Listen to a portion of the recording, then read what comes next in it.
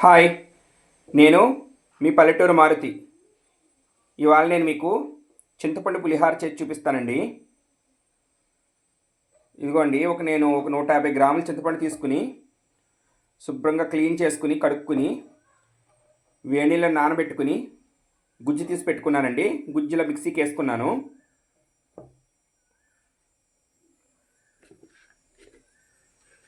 ఇదిగోండి పచ్చిమిరకాయలు, అల్లం ముక్కలండి. ఈ గుజ్జు ఉడకబెట్టుకుని పెట్టుకుందాము. మనం ఈ ఉడకబెట్టుకున్న గుజ్జు ఫ్రిడ్జ్లో పెట్టుకుంటే ఒక నెల రోజులైనా ఉంటుందండి. ఇది మనం పూజలు గట్రా చేసుకున్నప్పుడు ముందు రోజు గుజ్జు ఇలా ఉడకపెట్టేసుకుని ఆ రోజు అన్నం వండుకుని తాలింపు పెట్టేసుకోవచ్చు. త్వరగా అయిపోతుంది. మీకు ఈ గుజ్జు ఉడకబెడుతుంది చూపిస్తాను. స్టవ్ ఆన్ చేసి మూకు పెట్టుకున్నానండి. ఇప్పుడు ఇందులో ఆయిల్ వేసుకుందాము. ఆయిల్ వీటెక్కిందండి. ఇందులో పచ్చిమిరకాయలు వేసుకుందాము. బాగా యాగనివ్వాలి. ఇందులో అల్లం ముక్కలు కూడా వేసుకుందాము. ఈ రెండు బాగా యాగనిద్దాము.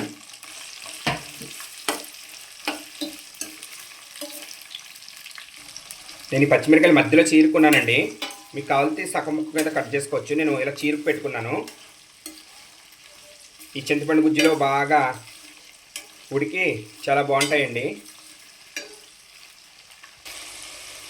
పచ్చిమిరకాయలు వేగిపోయినాయి. ఇంకా తెల్లగా వచ్చినాయి చూడండి. కమ్మగా వాసన వస్తున్నాయి. అల్లం పచ్చిమిరకాయ ముక్కలు వేగిపోయినాయండి. ఇప్పుడు ఇందులో ఈ చింతపండు గుజ్జు వేసేసుకుందాము.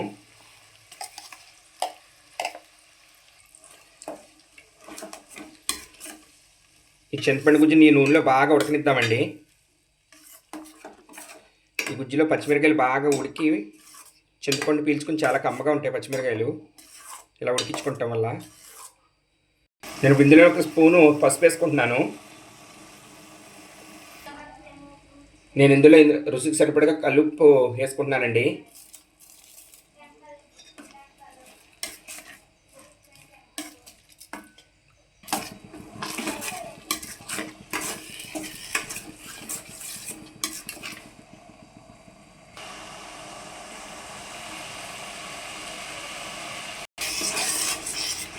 అడుగున మాడుతుందండి. ఇలా నిదానంగా కలుపుకుంటూ ఉండాలి.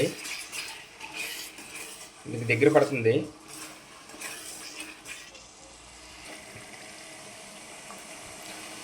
చూడండి, పులుసు ఉడికిపోతులోకి నూనె అంతా అలా పక్కకు వచ్చేస్తుంది. పులుసు ఉడికినట్టే నూనె అంతా అలా తేరిందంటే స్టవ్ ఆపేసుకుని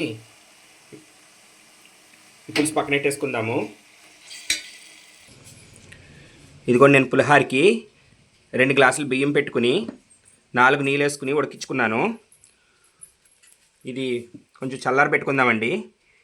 ఈ వేడివేడి అన్నంలో ఒక 3 రెబ్బలు కరివేపాకు ఇలా మధ్యలో వేసుకుని ఈ అన్నం కప్పెట్టుకోండి. ఈ కరివేపాకు ఈ అన్నంలో మగ్గి చాలా సువాసన వస్తుంది, కమ్మగా ఉంటుందండి. ఇదిగోండి, తాలింపుకి వేరుశనగ గింజలు, మినపగుళ్ళు, శనగపప్పు, ఆవాలు, ఎండుమిరపకాయలు, ఒక 4 కరివేపాకు రెబ్బలండి. ఇప్పుడు స్టవ్ మీద మూకుడు పెట్టుకుని నూనె వేసుకుందాము. ఆయిల్ వేటెక్కిందండి. ఇప్పుడు ఈ పోపు వేసేసుకుందాము.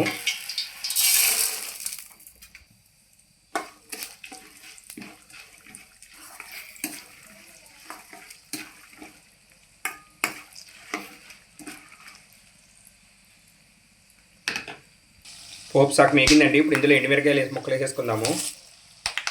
ఇది దోరగా యాగనిద్దాము.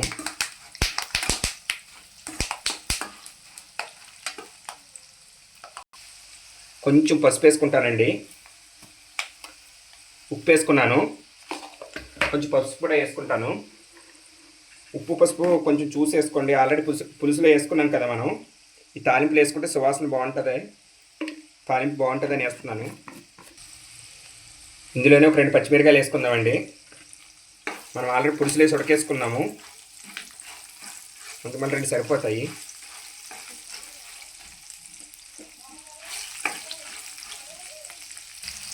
తాలింపు వేగిపోయిందండి. ఇందులో లాస్ట్లో కరివేపాకు వేసేసుకుందాము.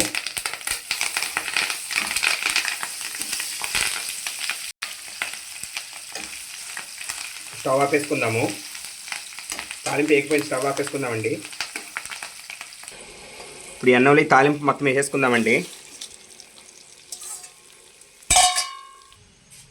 ఇప్పుడు ఇందాక ఉడకబెట్టి పెట్టుకున్నాం కదండి చింతపండు పులుసు, అది మనకి ఎంత కావాలంత చూసుకుని వేసుకుందాము.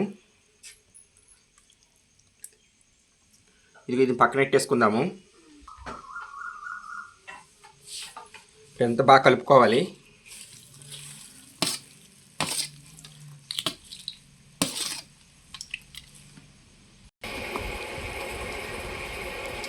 మనం చేయి పెట్టి దీన్ని మొత్తం కలిసిలా కలుపుకోవాలి.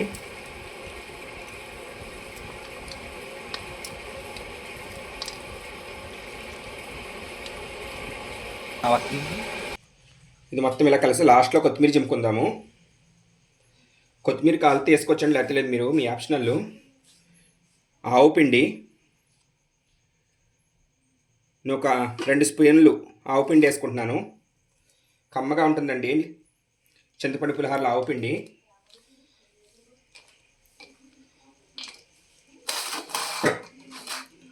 మనం ఉప్పు కూడా ఇప్పుడు చూసుకుని సరిపోతే ఉప్పు కూడా కలుపుకోవచ్చు.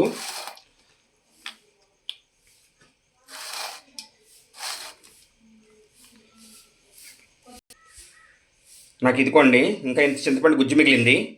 ఇది నేను ఫ్రిడ్జ్లో పెట్టేసుకుని మళ్ళీ ఎప్పుడైనా పులిహోర కావాలన్నప్పుడు మళ్ళీ రైస్ ఉడికించుకుని తాలింపు పెట్టేసుకుంటాం, అంతే. ఇంకా చాలా త్వరగా అయిపోతుంది.